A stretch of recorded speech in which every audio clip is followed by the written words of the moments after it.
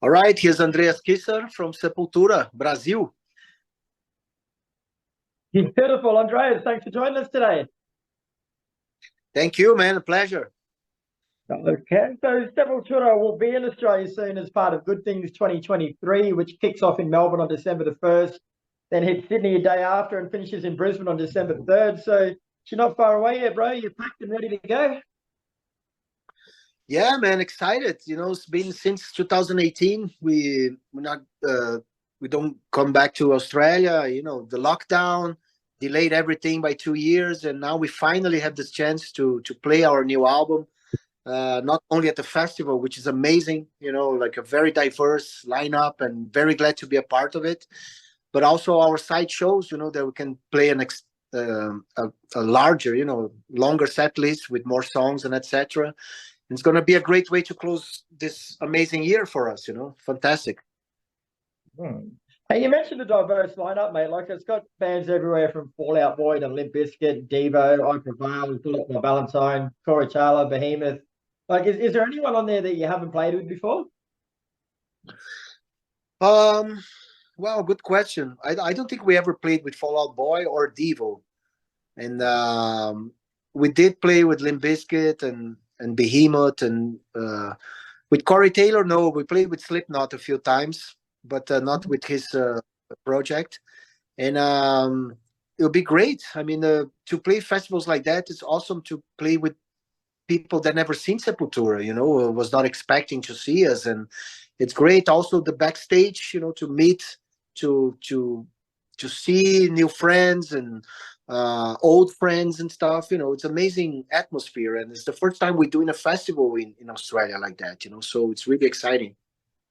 Yeah, I was going to mention that. Like, backstage, the feeling it'd be like a family reunion in some respects for you guys, eh? Because you all sort of meet up from all over the world and get to catch up. Yeah, that's one of the best things about festival is not only the bands, but crew people that we know around the world, and friends that we made in Australia that are following Sepultura for so many years. And it's a great atmosphere that, who knows, some collaborations can happen, and ideas and stuff, and it's great. It's very fertile, situations really to know people and to meet your idols and etc. It's great. So I can't wait really to be there, soon. Hey, you touched on this a little bit, bro, but you guys are making your way out here a bit earlier to perform some side shows, starting in Fremantle on November the 26th, then going to Adelaide and Melbourne, and you play your last show of the tour in Brisbane on December the 4th. So what are fans at the side shows going to get that you might not be able to do at the festival shows? Yeah, festival shows, we have like a shorter time. I don't know, around 40-45 minutes or so, something like that. And on the side shows, we have our headline show, so we can play our complete show the way we are presenting everywhere in the world, and so we have a little more time to play newer and older songs, of course, so it's going to be a more complete set list for the fans.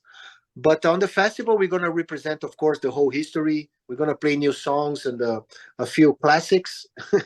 and it's going to be very well represented what Sepultura is all about. We're very accustomed to do that, especially in Europe. When we do the festival run, we have like all types of different set times and stuff. So we're accustomed to build. We have like kind of a spine, of the set list that we are changing according to our limitations. But we're prepared. It's going to be a beautiful celebration for sure. And as you say, bro, like, you haven't been out to Australia since 2018. So what's changed with the band since last time you were out here? Wow, I mean, I think we are better.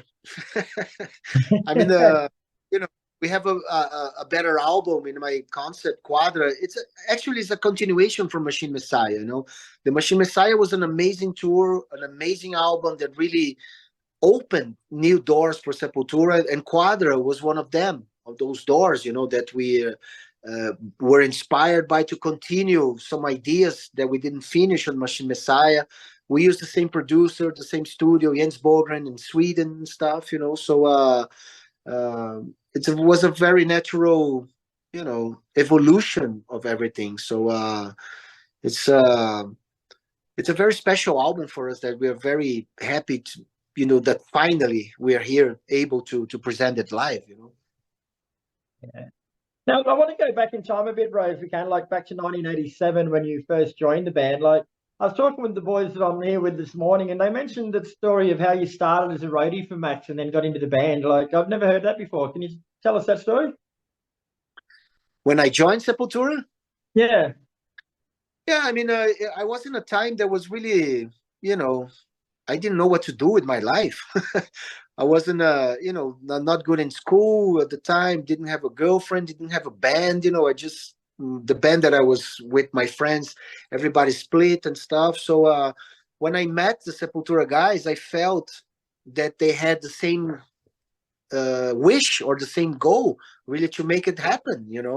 And soon after I met them, Jairo, the guitar player, left. The guitar player who recorded the first two albums, he left, and I was there really looking for some, bands, some people really to continue my dream, to play music, to be a professional and etc. And I went to Belo Horizonte, which is the hometown of Sepultura, for vacation, and I went to the Sepultura's rehearsal. I jammed a lot with Igor. We got a immediate connection, when we picked up our instruments. We played Creator, we played Destruction and Slayer, covers like that, and it was amazing. It felt like we knew each other for a long time, and a month later I was in the band because the guitar player left, Jairo left, and I was there. I moved to Belo Horizonte, and they were looking for a guitar player, I was looking for a band, and it was a perfect time for both of us, and here we are. Here we are. So Sepultura has been around for nearly 40 years, bro. So how would you say the band's sound has changed and grown over your career? Oh, dude, it changed a lot. I mean, it's still changing. I mean, that's the beauty of why. That's why we put a new album out. A new album, new music. I mean, it's kind of pathetic that try to copy what we did 2 or 3 or 5 years ago. Of course, we have the influence of everything we did, especially on Quadra. Since the very first album, the thrash elements, the percussion and the grooves parts, the more progressive sounds of Machine Messiah and melodic sounds and orchestral instruments and stuff, everything's there on Quadra, but we're doing with the twist of today, you know exploring the possibilities of having Eloy Casagrande on drums, which is the best drummer in the world. So it opened the possibility to write better, to write more technical stuff. We are better musicians now, because we never stopped growing. I mean, learning and really interested in new songs. Or I still study music every day. I love classical guitar. I still study classical guitar as much as I can. Of course, guitar playing. I play with different styles of music. I love the blues. I love to play Brazilian popular music with different musicians, and that keeps influences and ideas flowing. Always new ideas and new wishes and possibilities. So I think music, it's great because you can keep doing that forever. I mean, you see Rolling Stones and Paul McCartney, 80 plus some years old, like 3 hours on stage, having the time of their life. Blues players that go there with 95 Bloody Guy, for instance, still jamming around the world. And that's so inspirational for a musician.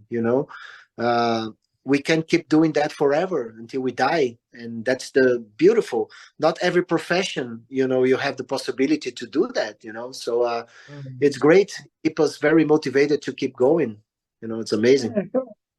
So sort of further to that a little bit, bro, like there's been a lot of changes in the music industry over the 40 years you guys have been around. So as a band, have you ever tried to change with the times, I guess, or have you sort of more stuck to your own path and explored within yourselves? No, I think we absorb everything. It's kind of stupid to ignore. I mean, Sepultura survived. If you put together this 40 years of the Sepultura's life, dude, just put together all the technology changes. you know, from vinyl to CD, CD to download, computers, phone, mobile phones, and Spotify and Napster, and everything's happened during these 40 years. You know, it was so quick. Everything's so many information. And we still are going through a transitional phase. You know, everything is happening. A lot of different ways of selling albums came out of it. You know, the lockdown, the pandemic situation, and we're still here because we learn how to deal with the present and with the elements we have in our hands. It's kind of stupid not try to work something that is not there anymore, you know. So with the lockdown situation was like that. We were ready to go on tour.